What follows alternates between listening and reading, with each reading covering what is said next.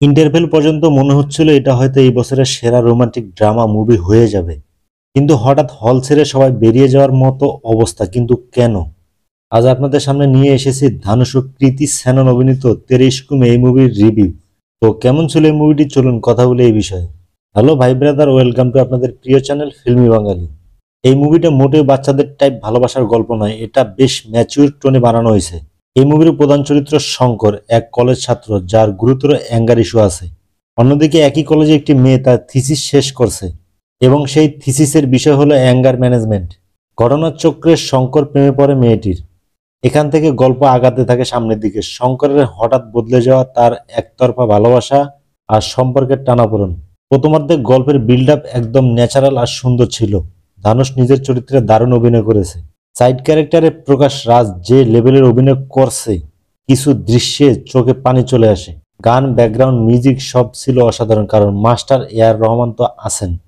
এমনকি air force, airbase, visual effect বেশ high কোয়ালিটির ছিল। সব মিলিয়ে ইন্টারভেল পর্যন্ত মনে হচ্ছিল ওয়াও, এ তো সত্যি ভালো কিছু হতে যাচ্ছে। কিন্তু ইন্টারভেলের পর গল্প হঠাৎ পুরনো বলিউডের ফর্মুলা ধরে ফেলে। যেমন ছেলে মেয়ের বাবার কাছে হাত চাইতে গেল, বাবা অপমান করলে এতদিনে এত কিছু করে দেখাও, এই টাইপের কাহিনীগুলো দেখানো হয়। শেষ অংশে যুদ্ধ পরিস্থিতি, দেশের সংকট, এসবের মাঝে প্রেমের ড্রামার অতিরিক্ত আবেগপূর্ণ দৃশ্য একেবারে বেমানান ছিল।